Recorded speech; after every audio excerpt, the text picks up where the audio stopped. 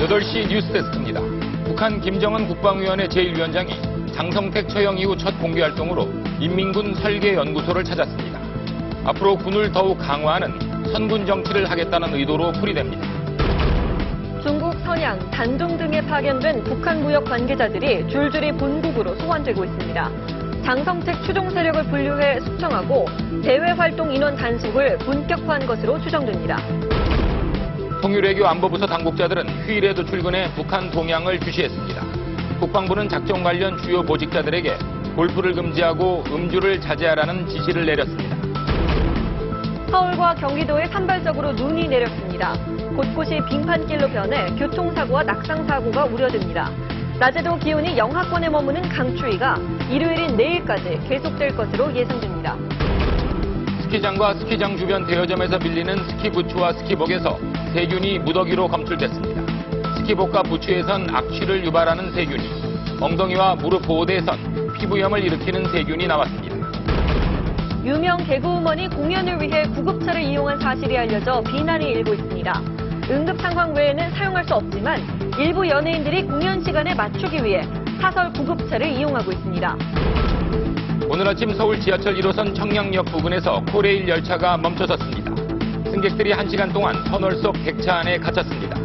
그제부터 코레일 소속 전동차 사고가 줄을 잇고 있습니다. 철도 노조 파업이 엿새째 접어든 가운데 철도 민영화에 반대하는 대규모 집회가 서울역 광장에서 열렸습니다. 노사 협상에 진전이 없어 파업 장기화가 우려됩니다. 지금 몇 시? 8시 0분입니다. 와우, 친절한데? 친절한 노트3, 그리고 기어. 여러분 안녕하십니까? 북한 김정은 국방위원회 제1위원장이 장성택 처형 이후 처음으로 공개 활동에 나섰습니다. 인민군 연구소를 시찰했는데 자신의 업적과 군에 대한 장악을 강화하겠다는 뜻으로 풀이됩니다. 김세로 기자가 보도합니다. 북한은 장성택 처형 이후 김정은 국방위 제1위원장이 인민군 설계연구소를 찾아갔다고 밝혔습니다.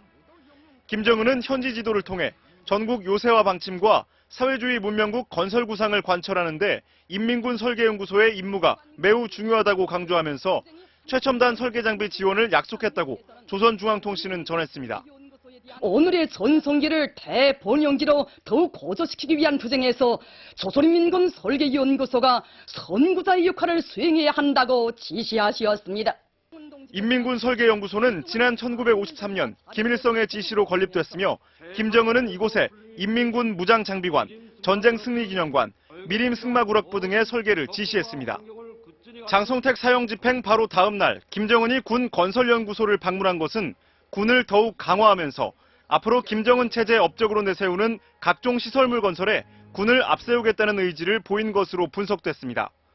북한의 이번 김정은 공개활동 보도는 장성택 숙청을 최종 결심한 것으로 알려진 지난달 30일 백두산 지구 삼지연군 방문 보도 이후 2주 만입니다. MBC 뉴스 김세로입니다.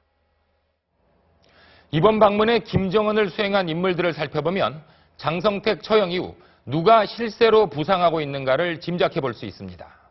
최룡해 북한인민군 총정치국장, 김원홍 국가안전보위장 등이 새로운 핵심 실세로 주목받고 있습니다. 윤지은 기자의 보도입니다. 김정은이 손짓을 하며 지시를 하자 최룡해 인민군 총정치국장과 장정남 인민무력부장이 수첩에 받아 적습니다. 몇 발 떨어진 곳에선 당 조직지도부 군 담당 황병서 부부장이 김정은을 호위하듯 수행합니다. 장성택이 처참하게 처형된 이후 김정은의 첫 공개 시찰을 수행하면서 핵심 실세로 떠오른 3인으로 분석됩니다. 특히 지난해 4월 김정은 체제 출범과 동시에 인민군 총정치국장 등 핵심 요직에 오른 최룡해는 단연 주목받고 있습니다. 노동신문은 최룡해의 아버지 최연 전 인민무력부장이 김일성 시대 소련파와 연안파 숙청의 기틀을 만든 일화를 소개하면서 최룡해의 승승장구를 예고했습니다. 또 올해 5월 인민무력부장으로 전격 승진한 소장파 장정남과 군부 장악 과정에서 결정적 역할을 한 황병소도 김정은의 친위대 역할을 할 것으로 보입니다. 앞서 장성택을 끌어내린 정치국 회의에서 김정은 최룡해와 나란히 앉았던 김원홍 국가안전보위부장도 새 실세로 주목됩니다. 김홍호는 우리의 국정원 역할을 하는 안전보위부를 이끌며 남아있는 장성택 추종 세력 숙청을 주도할 것이란 전망입니다. MBC 뉴스 윤지윤입니다.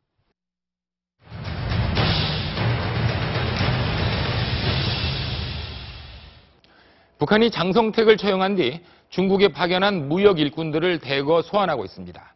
이른바 장성택 라인에 대한 대규모 숙청이 있을 거란 전망도 힘을 얻고 있습니다. 북한 접경 지역 훈춘에서 김대경 특파원이 전해왔습니다. 매서운 바람이 몰아치는 두만강 일대에 어제까지 보이지 않던 중국 무장 군인들이 나타났습니다. 군인 3명이 한 조로 모든 차량 탑승객의 신원을 파악하며 탈북자 색출을 강화한 겁니다. 중국에 있는 북한 핵심 무역 일꾼들은 이미 소환되고 있습니다. 공관의 간부와 상사 주재원들도 귀국 준비를 하는 것으로 알려지면서 불안감은 커지고 있습니다.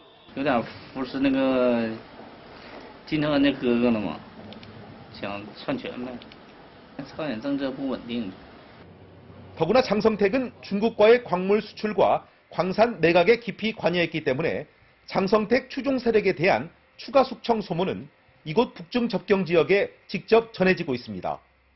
특히 최부일 인민보안부장과 노두철 내각부총리, 리종무 체육상 등이 숙청 1순위이고 3대 혁명 소조부와 외화벌이 기관들이 뒤를 이을 거라는 얘기까지 확산되고 있습니다.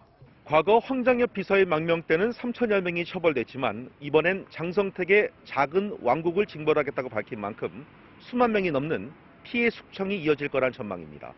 두만강 훈춘에서 MBC 뉴스 김대경입니다. 이런 가운데 북한은 여러 매체를 동원해 장성택 처형을 정당화하는 여론몰이에 나섰습니다. 사형 판결은 민심의 대변이다. 수령의 피가 아닌 다른 피를 가진 인간은 숨 쉴 공기도 없다는 섬뜩한 표현까지 등장했습니다. 강민구 기자가 보도합니다. 북한 조선중앙TV가 장성택 처형에 대한 북한 주민들의 인터뷰를 오늘 처음으로 내보냈습니다. 장성택 놈의 치돌리는 죄상을 영원히 잊지 않을 것이며 노동신문도 한면의 절반을 할애해 사형 판결은 민심의 대변이고 군대와 인민이 가슴 후련해하고 있다며 민심을 전면에 내세워 장성택 처형의 정당성을 거듭 강조했습니다.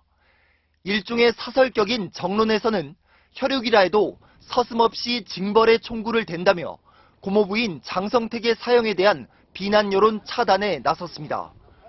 너는 누구냐는 문장을 여러 번 쓰며 우리의 태양에 거역하려는 자는 용서치 않는다고 공포 분위기를 조성합니다.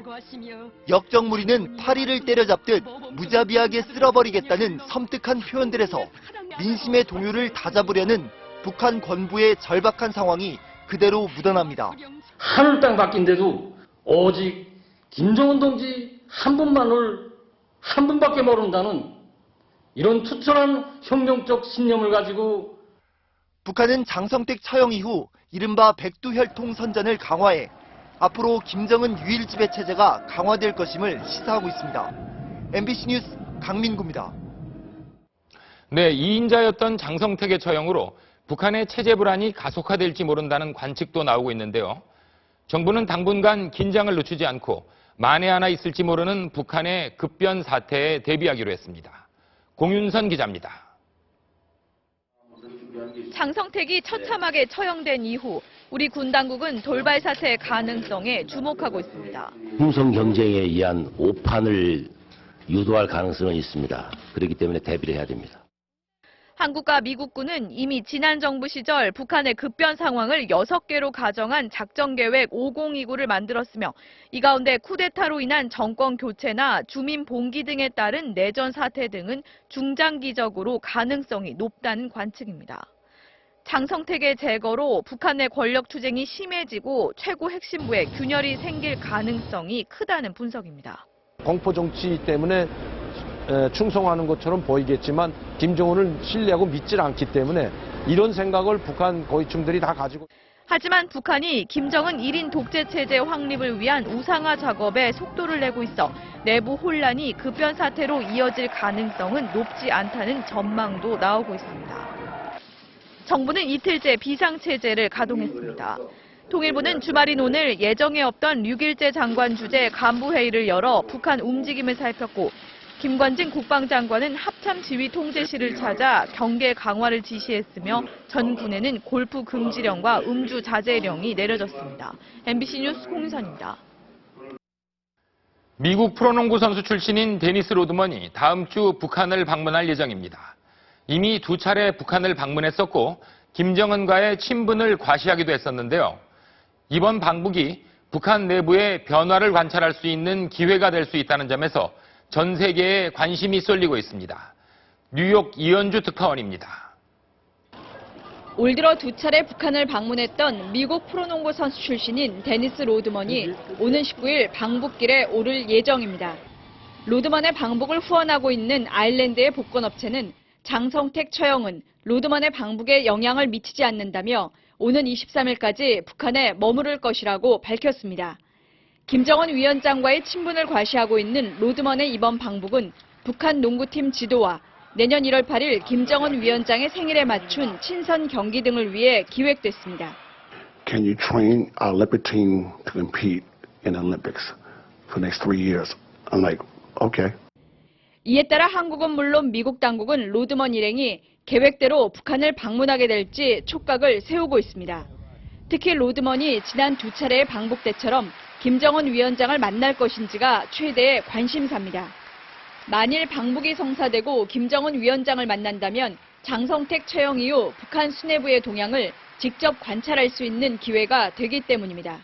김정은 위원장이 어떤 얘기를 했는지, 북한 내부 동향은 어떤지, 로드먼의 전언은 북한 내부 분위기를 간접적으로 파악할 수 있는 가치 있는 정보가 되는 만큼 그의 3번째 방북 성사 여부가 주목될 수밖에 없습니다. 뉴욕에서 MBC 뉴스 이현주입니다.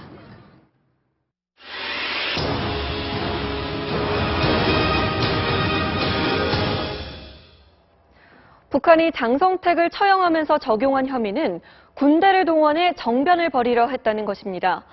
과연 장성택은 쿠데타를 벌여 스스로 1인자가 되려고 했을까요?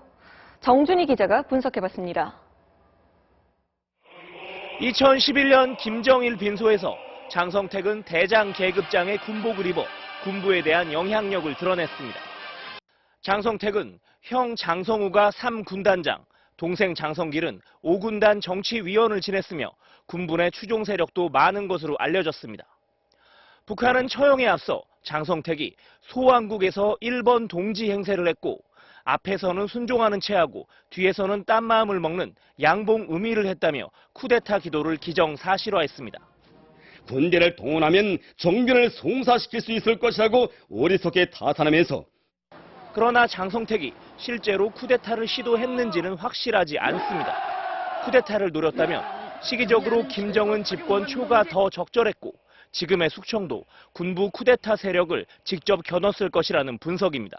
쿠데타 의지가 있었다면 지금 같은 수모를 당하지 않을 겁니다. 자교를 하든지 당당하게 그 모든 것들을 밝혀서 또 김정은이 권력을 장악한 상태에서 사실상 해외 유배 상태인 김정남을 추대하려 했다는 가설도 가능성이 낮다는 분석입니다. 반면에 김정은이 고모부 처형의 정당성과 유일 지배 체제를 강화하려고 장성택에게 쿠데타 혐의를 뒤집어 씌웠을 것이라는 분석은 설득력을 얻고 있습니다. MBC 뉴스 정준입니다. 북한은 장성택을 처형하면서 쿠데타 혐의뿐 아니라 상당 부분의 경제 실책을 지적했습니다. 하지만 따져보면 모두 김정은의 잘못을 장성택을 숙청함으로 그 책임을 넘기려는 것으로 분석됩니다. 김세진 기자의 보도입니다. 김정은이 지난해 내세운 국정 목표는 경제 강국 건설과 인민 생활 향상이었습니다. 우리 인민이 다시는 허리띠를 조이지 않게 하며 그러나 관광특구는 외국 자본이 유치되지 않아 개발 자체가 어려워졌고 황금평과 나선특구 개발 등 중국 경협도 진척이 더뎌 답답한 상황입니다. 자본주의식 인센티브제 도입도 본격화되지 못하고 있습니다. 결국 2년간 경제 실책들이 속속 드러나면서 김정은은 경제를 담당했던 장성택을 희생양으로 삼았다는 분석입니다. 실제로 북한은 발전이 없는 나선 경제 특구 문제를 장성택이 중국에 헐값에 넘긴 탓이라고 몰아갔고 세습의 필요에 단행했던 화폐 개혁의 실패 책임도 장성택에게 돌렸습니다. 2009년 수천억 원의 우리 돈을 남발하면서 매우 조종한 장본인도 바로 장성택이다. 북한 관료들이 생산량을 거짓 보고할 정도로 어려움을 겪고 있는 주최철과 주최섬유 등 이른바 주최사업도 장성택의 책임이 됐습니다. 주최철 생산 방식은 애초부터 심각한 전력 부족 그리고 기술적 한계로 성공하기가 어려운. 전문가들은 북한이 대외적으로 드러내지 않는 경제 실책을 장성택 숙청으로 무마하려는 것은 그만큼 경제 사정이 어렵다는 사실을 반증하는 것이라고 분석했습니다. MBC 뉴스 김세진입니다.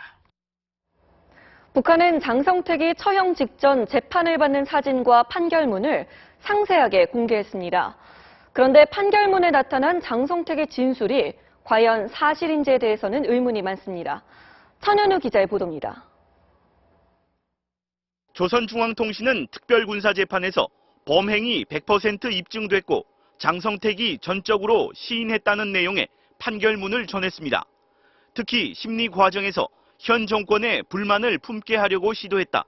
군대도 정변에 동조할 수 있지 않겠는가 생각했다는 장성택의 진술 내용도 밝혔습니다. 하지만 장성택의 이 같은 진술은 모두 다 사실일 가능성은 적다는 분석입니다. 얼굴과 손에 나타난 멍자국이 보여주듯이 모진 고문이 있었고 그에 따른 공포심에 장성택이 허위 진술을 했거나 진술을 조작했을 가능성이 있다는 겁니다. 장성택 본인이 극한 상황에 도달하면서 자포자기 심정으로 시인했을 가능성도 있다고 봅니다. 또 정권의 경제 파국, 군사 반란 가능성 등 김정은 체제의 취약성을 그대로 드러내는 장성택의 진술을 전례 없이 공개한 것도 주목됩니다. 고모부 처형에 대한 비난 피하기는 물론 추종 세력에 경고하려는 최소한의 법치주의 흉내라는 지적과 함께 결국 체제 저항에 대한 결과는 단죄뿐이라는 사실을 김정은식 공포 정치를 통해 보여준 것이라는 분석입니다. MBC 뉴스 천현우입니다. 처형된 장성택 국방위 부위원장과 부인인 김일성의 딸 김경희의 연애사는 북한에서도 유명하다고 합니다. 장성택과 김경희의 불같았던 사랑과 증오의 50년의 세월, 정병화 기자가 돌아봤습니다. 지난 4월 김일성 생일인 태양절 음악회에서 장성택, 김경희 부부는 김정은을 사이에 두고 나란히 앉아 박수를 쳤습니다. 김경희는 1964년 김일성대 시절 언변이 좋고 아코디언 연주를 잘하던 장성택에게 끌려 1972년에 결혼했습니다. 장성택의 출신이 나쁘다며 김일성이 반대한 것으로 알려졌지만 딸의 고집을 꺾지는 못했습니다. 뭐 여자가 뭐 어떻게 쫓아다니면서 어쨌다더라. 근데 장성택 참 잘생겼다더라. 하지만 결혼 6년여 만에 불화는 시작됐습니다. 장성택은 여자 문제로 좌천까지 됐었고 술 취한 김경희는 장성택을 공개적으로 망신 주는 일도 잦았던 것으로 전해졌습니다. 잇따른 별거설 속에 2006년 유학 중인 외동딸이 남자 문제로 자살하자 둘의 관계는 최악으로 치달은 것으로 전해졌습니다. 북한은 출세 가도를 달렸던 장성택을 처형하면서 이런 문제도 언급했습니다. 당과 수령으로부터 받아하는 하늘 같은 믿음과 뜨거운 육신적 사랑을 배신하고 석 달째 모습을 보이지 않고 있는 김경희마저 알코올 중독에 이어 심한 치매를 앓고 있는 것으로 알려지면서 장성택과 김경희의 50년은 애증어린 비극으로 마감되고 있습니다. MBC 뉴스 정병화입니다. 중부지방에 낮부터 내린 눈은 대부분 그쳤지만 강추위는 내일까지 계속되겠습니다. 내린 눈이 얼어붙으면서 빙판길이 많이 만들어질 것으로 보이는데요. 특히 보행로와 이면도로 지날 때 조심하셔야겠습니다. 정진욱 기자의 날씨 전망입니다. 오늘 낮 서울 명동. 간간히 내리던 눈이 갑자기 한방눈으로 변해 펑펑 쏟아집니다. 많은 시민들이 우산도 없이 눈을 맞았고 엄마는 외투로 아이를 꼭 감쌌습니다. 날씨가 추운데 눈까지 와서 우산도 안 챙겼는데 당황스러워요. 덕수궁 돌담길도 금세 흰 눈으로 덮였습니다. 경사가 심한 언덕길. 시민들은 눈에 미끄러져 넘어질까봐 평소보다 조심스레 한 걸음씩 발걸음을 옮깁니다. 눈 오고 하면 꽁꽁 얼어가지고 올라가지를 못하거든요. 내려오다가 넘어진 적도 많고. 기습적인 오늘 눈은 서해상의 눈구름이 서풍을 타고 갑자기 내륙으로 밀려오며 쏟아졌습니다. 눈은 그쳤지만 밤이 되면서 기온이 크게 떨어져 내린 눈이 얼어붙어 빙판을 이루기 시작했습니다. 내일 아침은 서울 영하 7도, 철원과 파주는 영하 14도까지 떨어지는 강추위가 이어질 것으로 예상됩니다. 기상청은 월요일인 모레는 내일보다 2, 3도 정도 기온이 올라 추위가 다소 누그러질 것으로 내다봤습니다. MBC 뉴스 정준욱입니다. 날이 추워지면서 사우나나 찜질방 찾는 분들이 많아졌는데요. 겨울철일수록 사우나 이용에 신중해야 한다고 합니다. 오늘 새벽 90도가 넘는 사우나실에서 40대 남성이 갑자기 쓰러져 숨졌습니다. 김지만 기자입니다. 서울 강남의 호텔. 오늘 오전 6시쯤 이 호텔 사우나실에서 손님 45살 김모 씨가 앉아서 숨진 채 발견됐습니다. 4시에 입장하셔서 제가 발견한 시간이 이제 한 5시, 6시쯤 된 거니까. 정확한 사망 원인은 밝혀지지 않았지만 고온의 사우나실에서 쉬다가 갑자기 심장이 멎은 것으로 추정됩니다. 당시 사우나실 내부 온도는 섭씨 93도.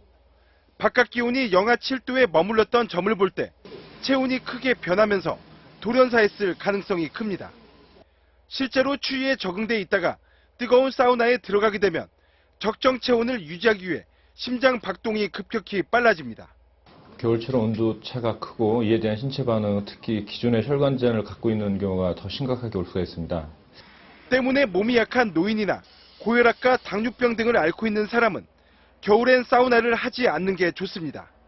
또 노약자는 90도 이상의 고온 사우나를 피해야 하고 특히 술을 많이 마신 뒤엔 절대로 사우나를 해선 안 된다고 의사들은 경고합니다.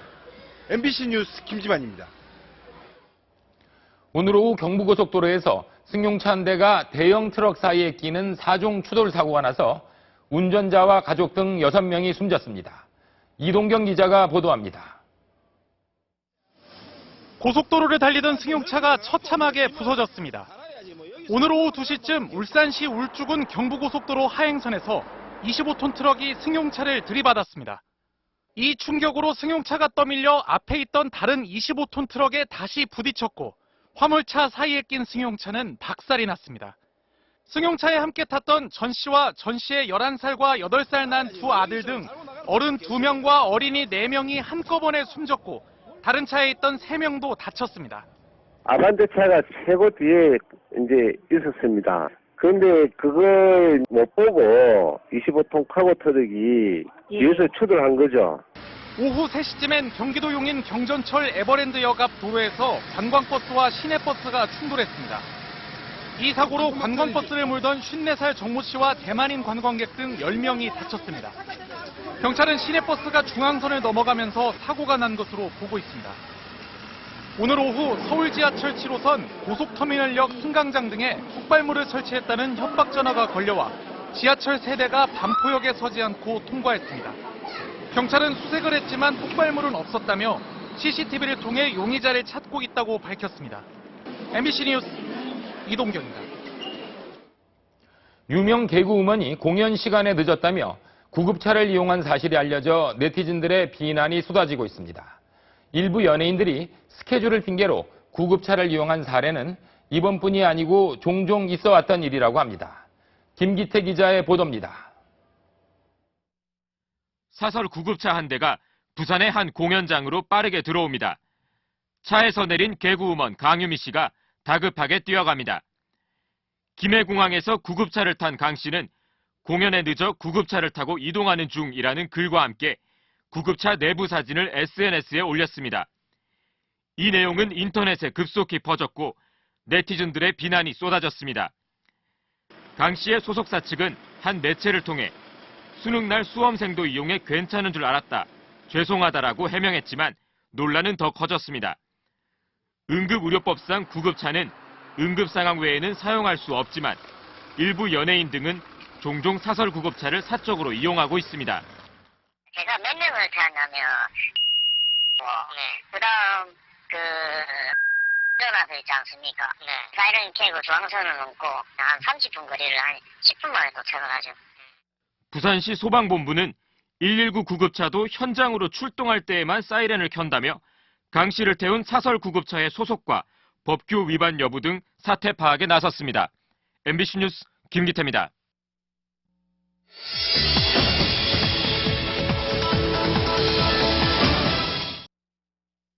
하얀 설원을 미끄러지는 스키와 스노보드. 요즘 즐기시는 분들이 많은데요. 겨울 한철 운동이다 보니 다소 깨름직하지만 옷이나 부츠를 빌려 쓰는 경우가 많습니다. 그런데 이런 대여 장비들 위생적으로 관리되고 있을까요? 구경근 기자가 직접 검사해봤는데 생각보다 훨씬 더 더러웠습니다.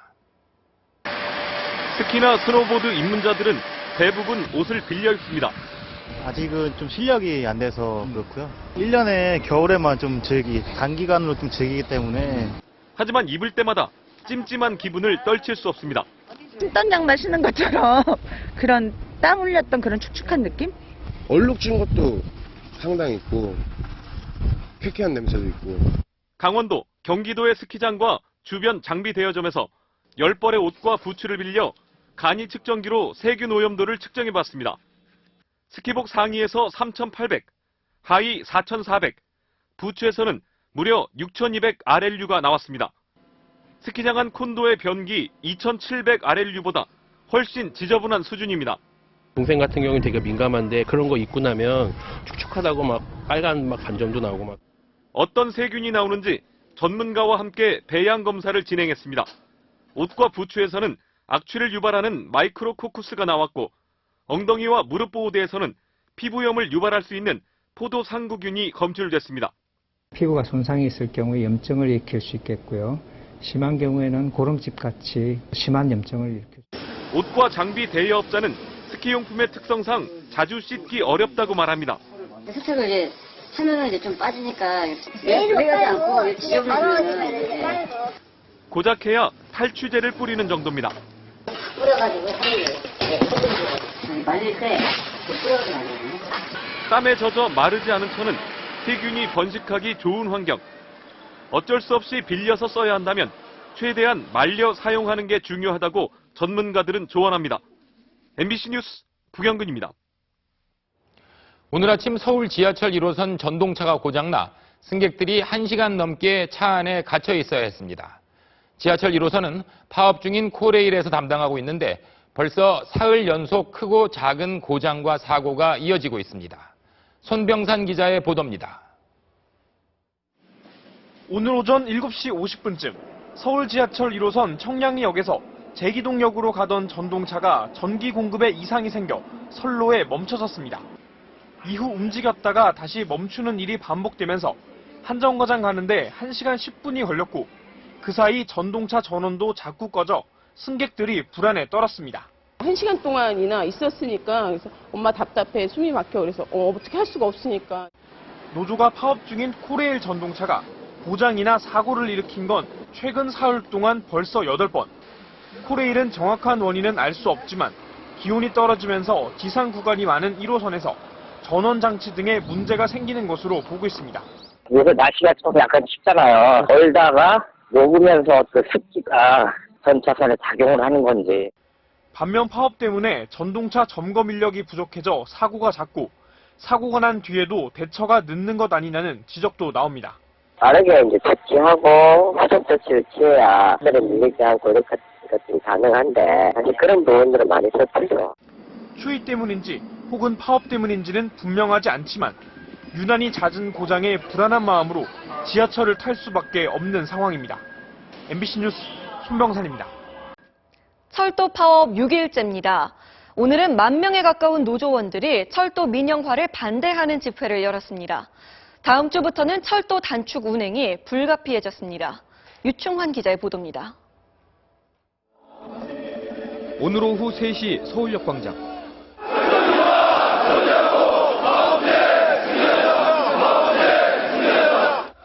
철도 노조원 만여 명이 전국에서 올라와 민영화 반대 집회를 가졌습니다. 철도 노조는 정부와 사측이 오는 17일까지 대안을 내놓지 않으면 대통령 당선 1주년인 19일에도 2차 대규모 상경 집회를 하겠다고 예고했습니다. 노조와 코레일 측은 어젯밤 처음으로 실무 협상을 가졌지만 성과 없이 끝났습니다. 수서발 KTX 법인의 면허권 발급 중단을 요구한 노조와 파업 철회를 촉구한 사측 모두 한치의 양보 없이 맞섰습니다. 노조의 입장 변화가 없는 한 그리고 파업을 철회하지 않는 한 더 이상의 교섭은 없습니다. 파업이 장기화되면서 오늘 화물열차 운행률은 파업 돌입 이후 최저인 35%대로 떨어졌습니다. 새마을호와 무궁화호 운행률도 50-60%대에 머물렀습니다. 예매를 하고 나왔는데 이게 또 운행에 또 차질이 있을까 조금 걱정을 했었습니다. 코레일은 다음 주 월요일부터는 수도권 지하철의 운행을 일부 축소하고 화요일부터는 KTX도 평소의 88%로 줄이기로 했습니다. MBC 뉴스 유충환입니다.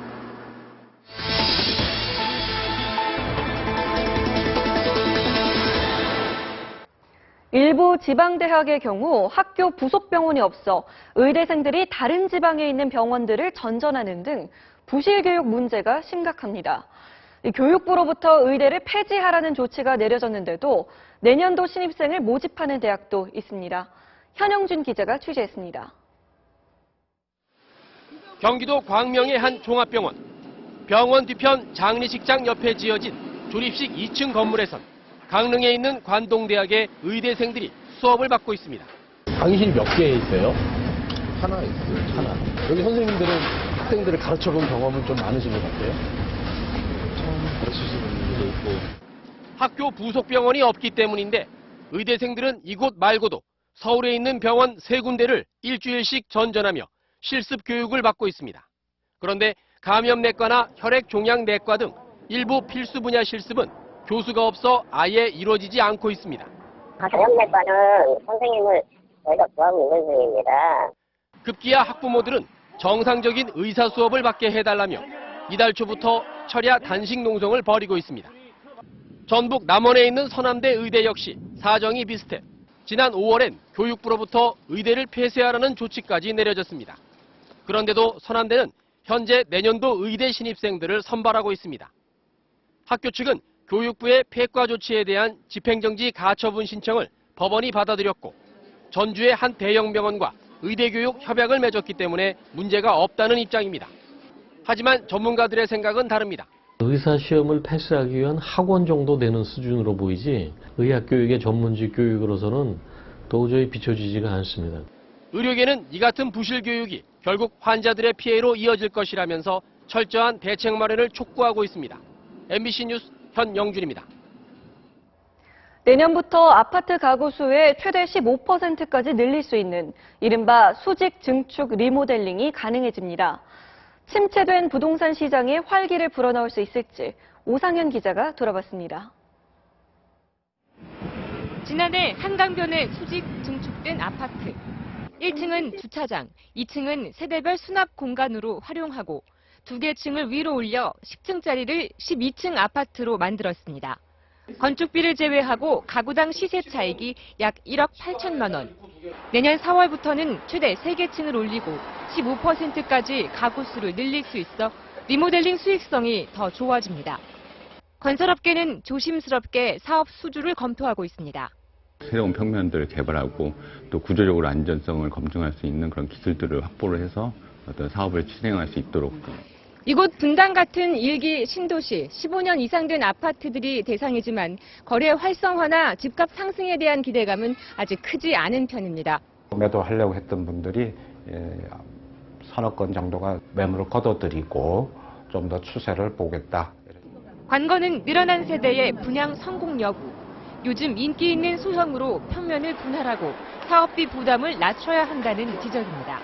중대형 아파트에 대해서도 두 가구로 쪼개 리모델링을 할 수 있도록 지원을 확대한다면은 고령자들의 자금 부담 경감은 물론 새로 임대주택을 공급하는 효과가 있을 겁니다. 매매로 이어질 수 있는 추가 대책 마련이 부동산 시장에서 리모델링 수직 증축 사업의 성패를 좌우할 것으로 보입니다. MBC 뉴스 오상현입니다.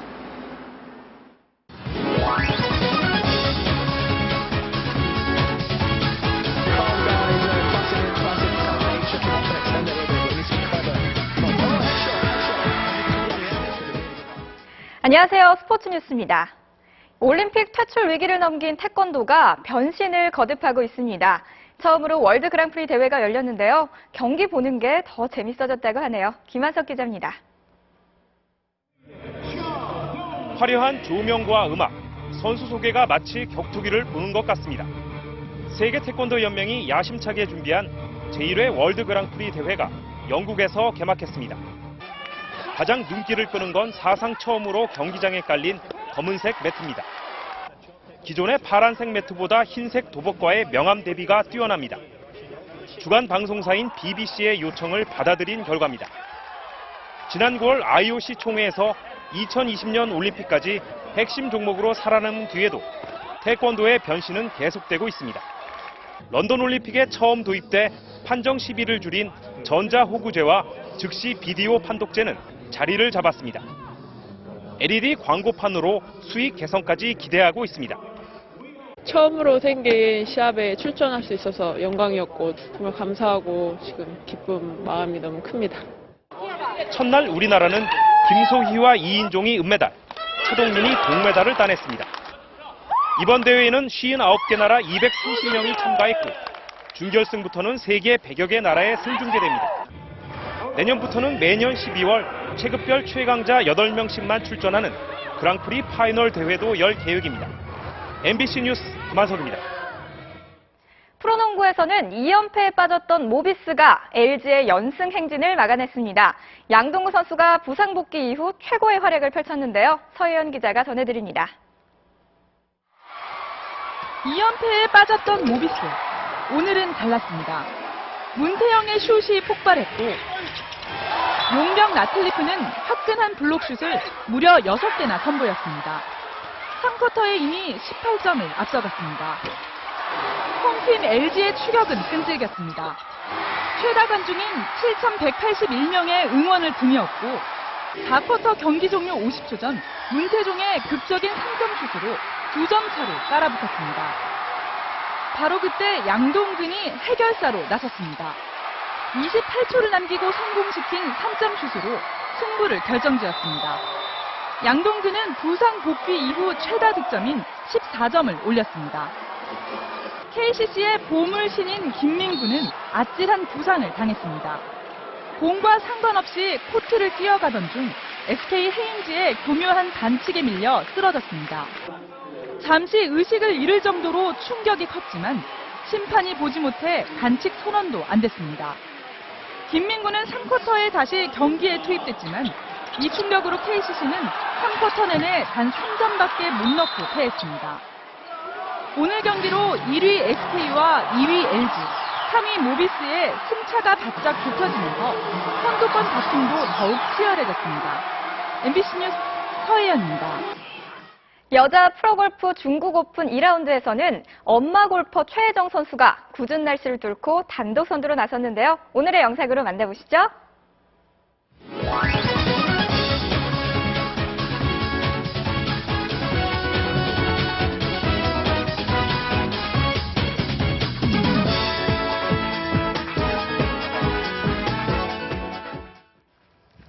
요 며칠 새 눈이 참 자주 내립니다. 눈구름이 한 번씩 다가올 때마다 찬 공기도 추가로 밀려오고 있는데요.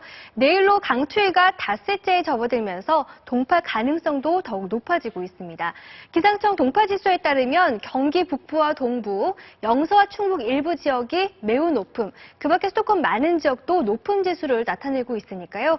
주무실 때 수돗물을 약간 흐르게 해두고 주무시는 게 좋겠습니다. 추위도 애초 예상보다 길어질 것으로 보입니다. 우선 내일 아침 서울 지방 수은주가 영하 7도, 월요일은 영하 5도로 약간 오르긴 하겠지만 보시는 것처럼 올라도 평년보다 추울 걸로 예상되니까요. 건강관리 계속해서 잘 하셔야겠습니다. 지금 일부 내륙 지방에 산발적으로 날리던 눈도 대부분 잦아들었습니다. 내일은 중국 북부 지방에 위치한 고기압의 영향권에 들겠습니다. 내일은 전국이 대체로 맑겠는데요. 강추위는 여전하겠습니다. 내일 아침 서울 영하 7도, 춘천 영하 13도까지 떨어지는 등 오늘과 만만치 않게 춥겠고요. 한낮에도 서울이 1도, 대구 6도에 머물겠습니다. 동해는 추운 데다 건조주의보까지 내려져 있으니 산불 조심하셔야겠습니다. 물결은 동해 먼바다에서 최고 4m까지 거세게 일겠습니다. 다음 주도 평년 기온을 밑도는 추위가 계속되겠고요. 보시는 것처럼 영동 지방은 눈이 잦을 것으로 전망되고 있습니다. 날씨였습니다. 토요일 뉴스데스크 마치겠습니다. 여러분 고맙습니다.